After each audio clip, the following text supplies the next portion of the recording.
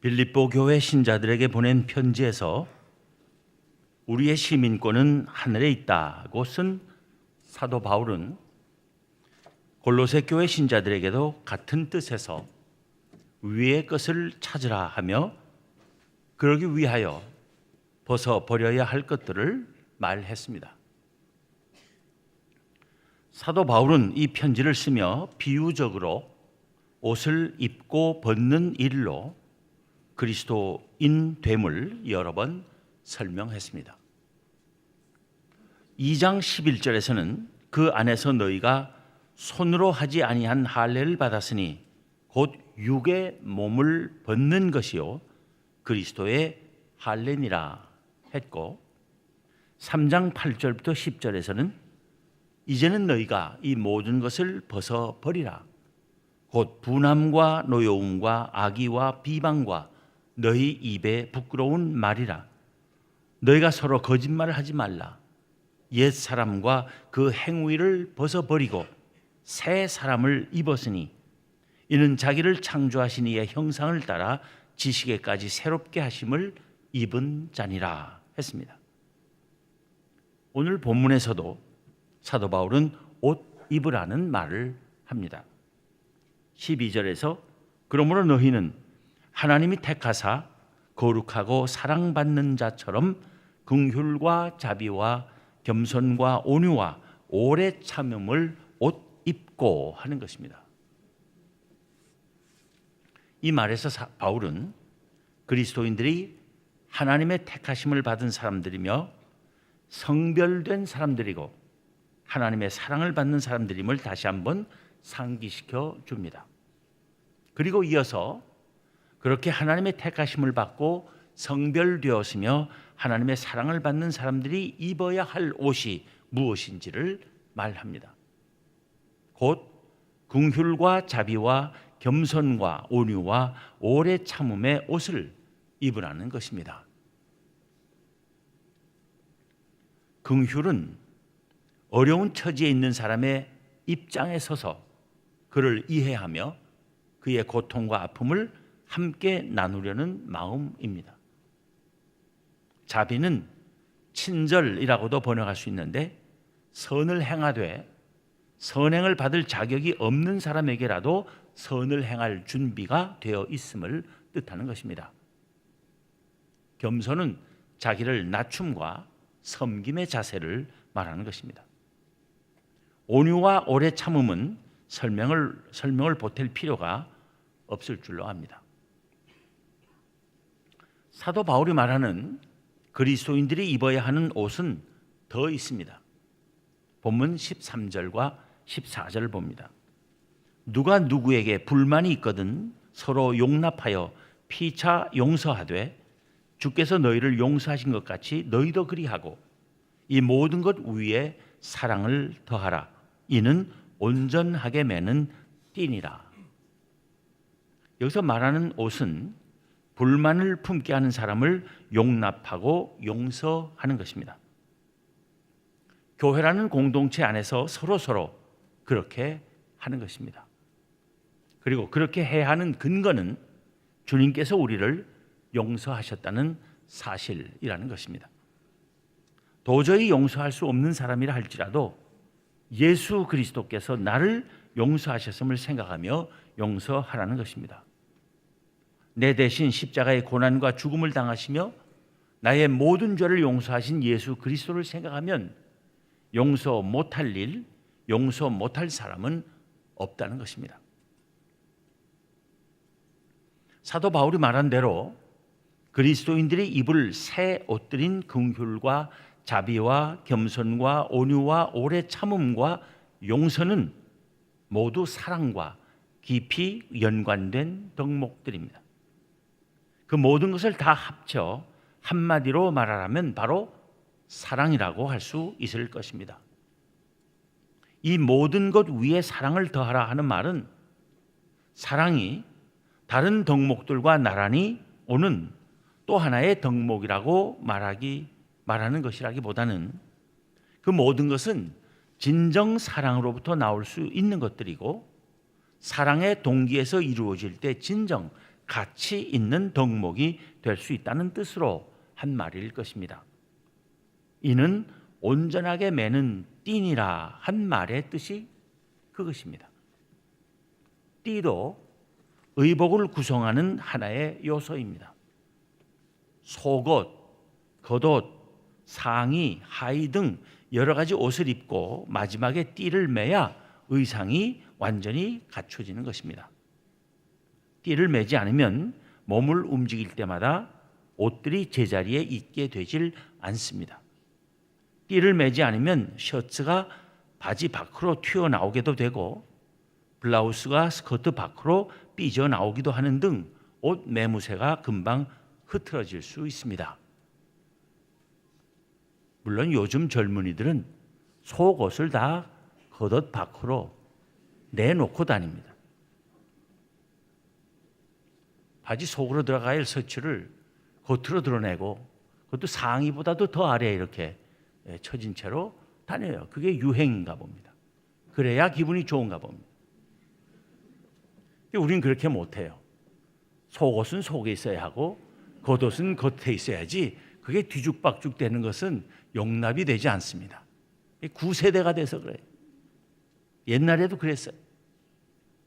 속옷은 속에 입고 겉옷은 겉에 입고 그리고 마지막으로 띠를 매야 옷 매무새가 단정해지는 것입니다.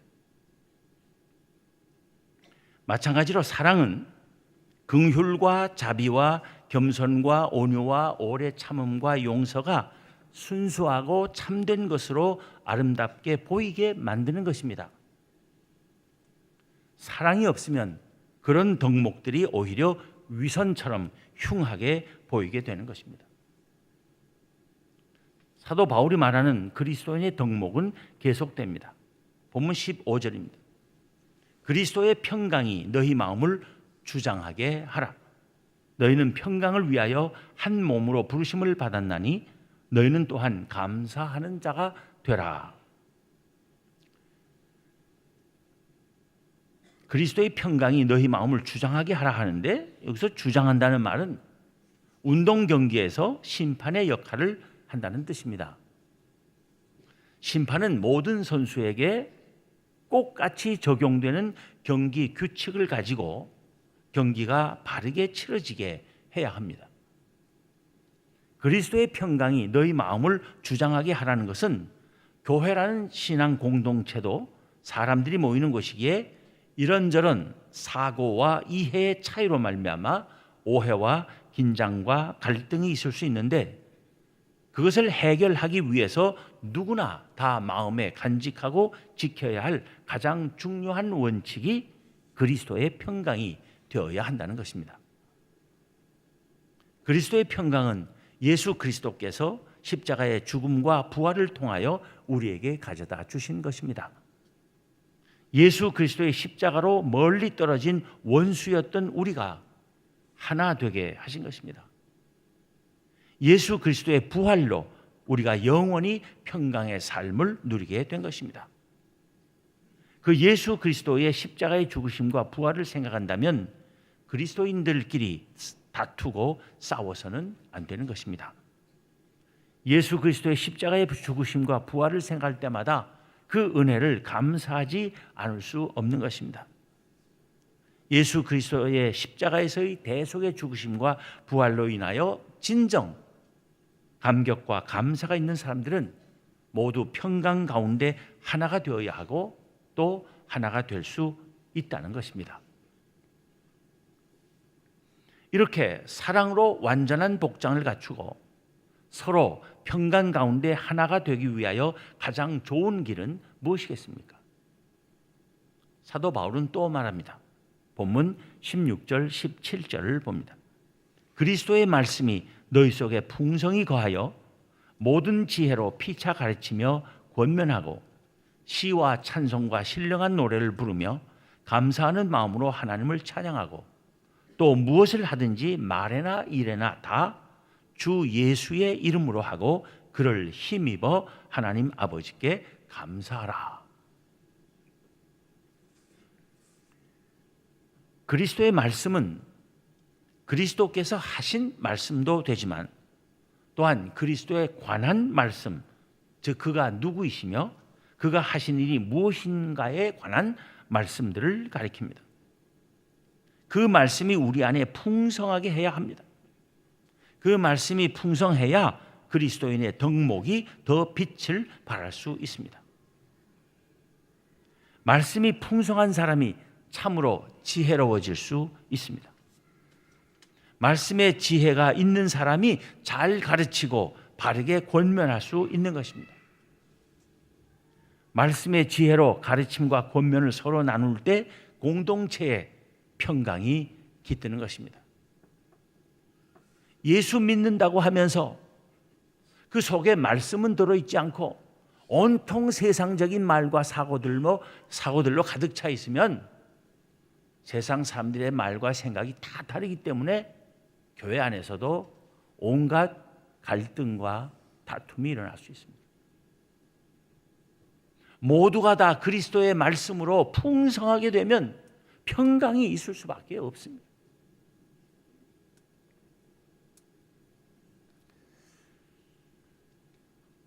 여기서 가르친다는 말은 진리를 질서 있게 나열하며 효과적으로 전달하는 것을 뜻합니다. 권면은 가르침과 달리 추상적이거나 신학적이지 않고 일반적으로 실천적이고 도덕적인 것입니다.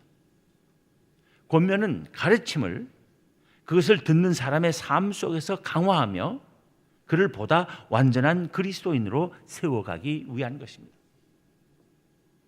예수 그리스도에 관한 지식을 머릿속에 많이 갖는 것만으로 온전한 그리스도인이 되는 것이 아닙니다.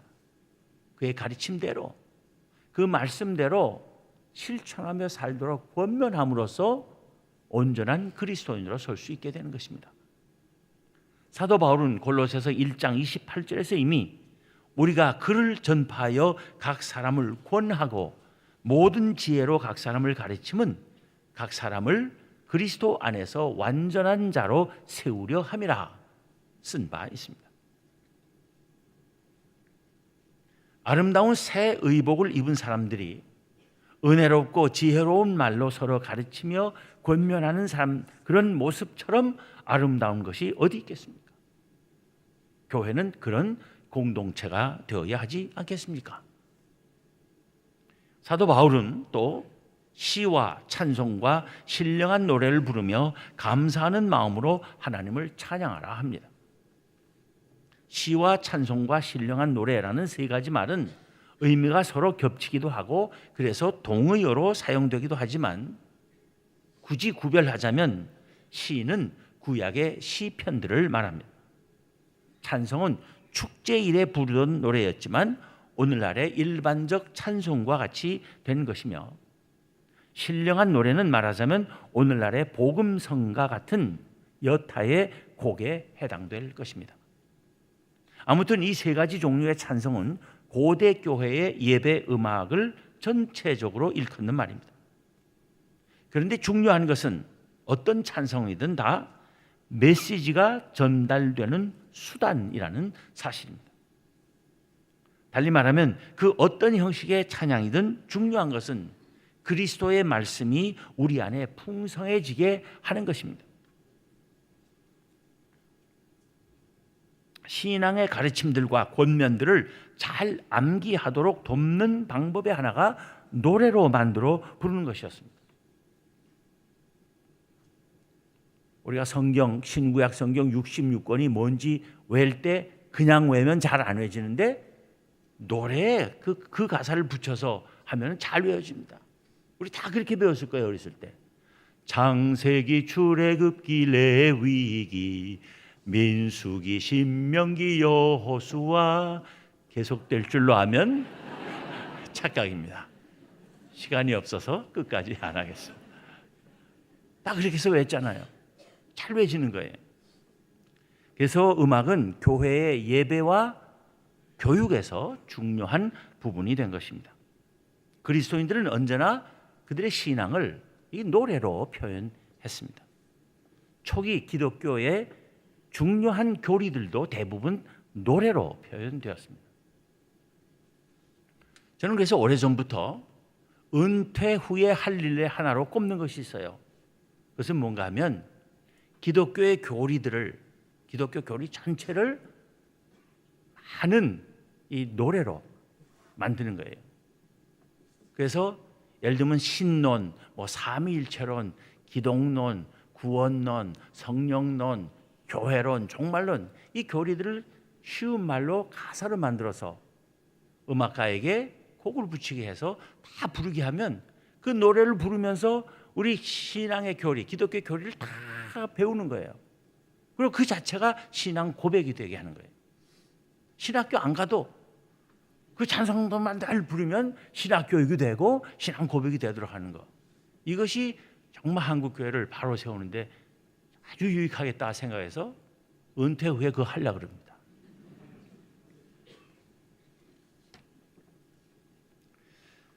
가르침과 권면에 있어서 중요한 또 다른 점은 감사하는 마음으로 하나님을 찬양하는 것입니다.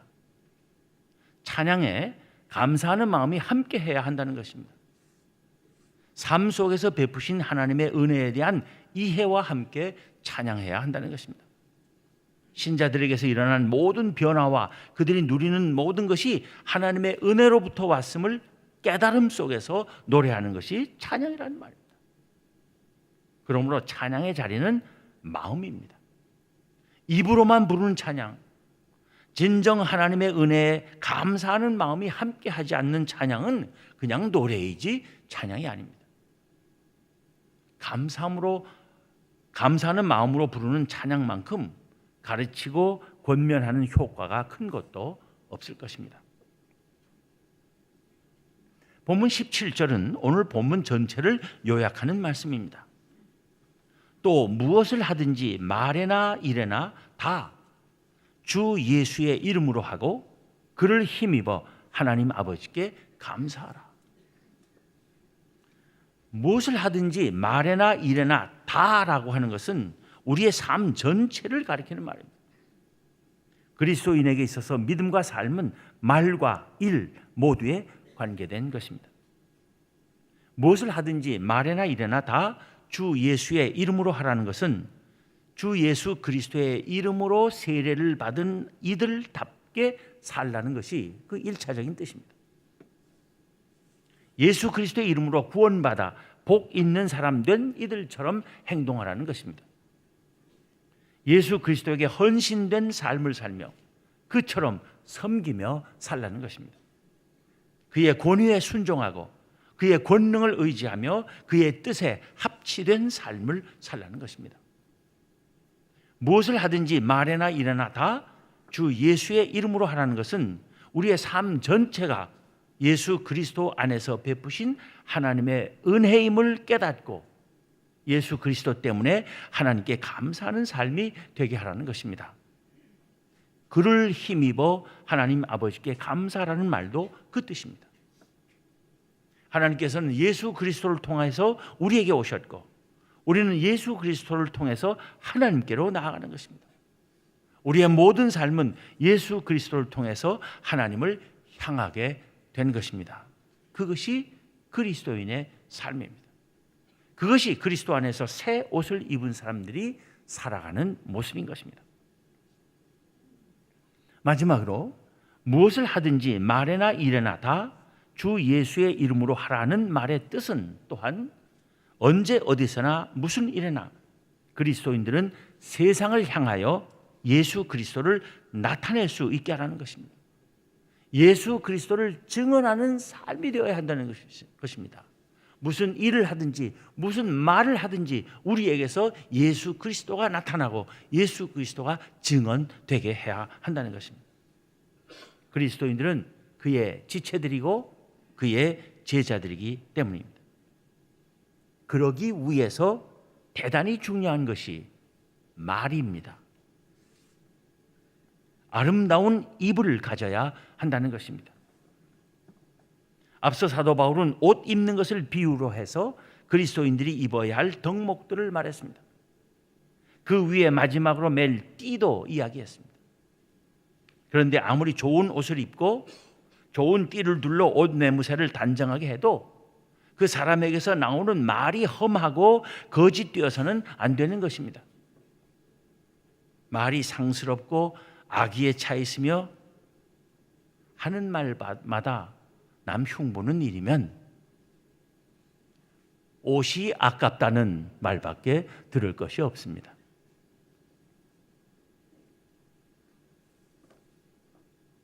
입술에 루즈는 고급 루즈로 잘 발랐는데 그 열린 입에서 나오는 것이 험한 말, 흉한 말, 남 험담하기, 흉보기, 근거 없는 소문 퍼뜨리기, 그런 것뿐이면 정말 참 안타까운 일이 아닐 수 없습니다. 모름지기 그리스도인은 입이 아름다워야 합니다. 아무가 안 발라도 입에서 나오는 말이 늘 참되고 선하고 부드러워야 합니다. 말도 사랑에 넘쳐야 합니다. 지난 주일 오후 찬양 예배 때 우리 강동협 목사님이 설교하시면서 설교 중간에 흥미로운 동영상을 보여주셨습니다. 그것은 2009년 MBC 한글날 특집 말의 힘이라는 다큐멘터리에서 나온 영상입니다. 거기서 막말과 좋은 말의 영향력을 보여주는 다양한 실험 중에 밥풀 시험이라는 것을 한 내용입니다. 꽃같이 투명한 유리 그릇에 꽃같이 지은 밥을 담고 뚜껑을 닫은 후에 여러 사람들에게 2병씩 나누어 줬습니다. 그리고 부탁하기를 한 유리 그릇에 대고는 수시로 좋은 말을만 해주고 또 다른 한 그릇에는 나쁠 말만 하라는 것이었습니다. 짜증난다, 못생겼다, 한쪽에는 참 기분 좋다, 너 좋다, 예쁘다, 그런 말만 하게 했다는 거예요. 일정한 기간 동안 그렇게 하고 나서 2 유리 그릇을 다 수거했는데 놀라운 현상이 벌어졌습니다.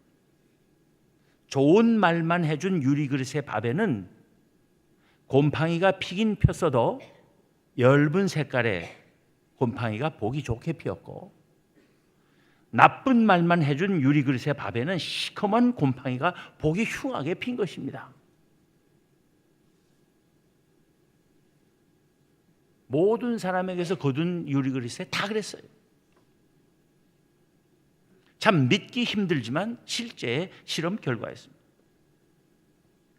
생명체가 아닌 쌀밥도 나쁜 말에는 보기 흉하게 반응한다면 하물며 사람들이야 어떠하겠습니까? 요즘 사람들이 쓰는 말이 날로 험악해지고 사나워집니다. 익명성을 악용하는 네티즌들은 너무나 쉽게 타인의 인격을 말살하는 언어를 마구 쏟아냅니다. 그것은 결국 이 사회를 흉하고 험악하게 만들어 그 피해가 자기 자신을 포함한 국민 전체에 미치게 만드는 일입니다. 짜증난다는 소리만 들은 그 밥이 시커멓게 흉하게 곰팡이가 폈는데 국민들끼리 서로 그런 욕지거리 주고받고 험담하게 되면은 온 국민이 다 시커멓고 보기 싫은 곰팡이처럼 될 거 아니겠어요? 우리 스스로 망하자는 이야기예요.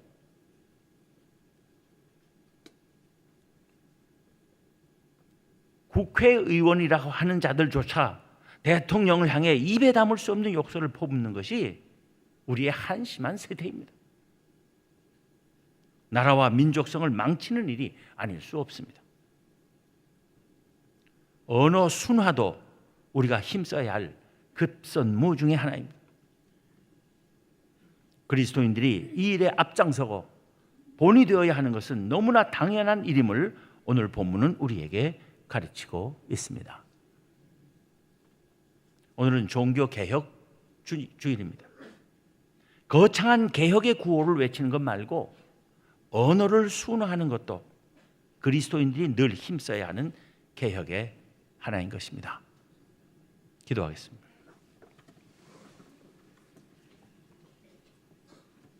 하나님 감사합니다. 곰팡이보다도 더 흉측하게 보일 수밖에 없었을 저희를 하나님께서 예수 그리스도의 제자들로 불러주시고 하나님 나라의 백성으로 삼으시며 하나님의 자녀 되게 하신 그 놀라운 은혜를 감사합니다. 저희들이 세상에 살면서 입고 지내던 흉하고 또 냄새나는 더러운 옷들을 다 벗게 하시고 예수 그리스도의 새 옷을 입게 하여 주신 그 은혜를 감사합니다. 하나님, 저희가 세상에 두 발을 디디고 살지만 저희의 시민권은 하늘에 있음을 한시도 잊지 않는 저희들 되게 하여 주시옵소서. 저희가 늘 바라보아야 할 것은 저희의 시민권이 있는 하나님의 나라임을 늘 기억하게 하여 주시고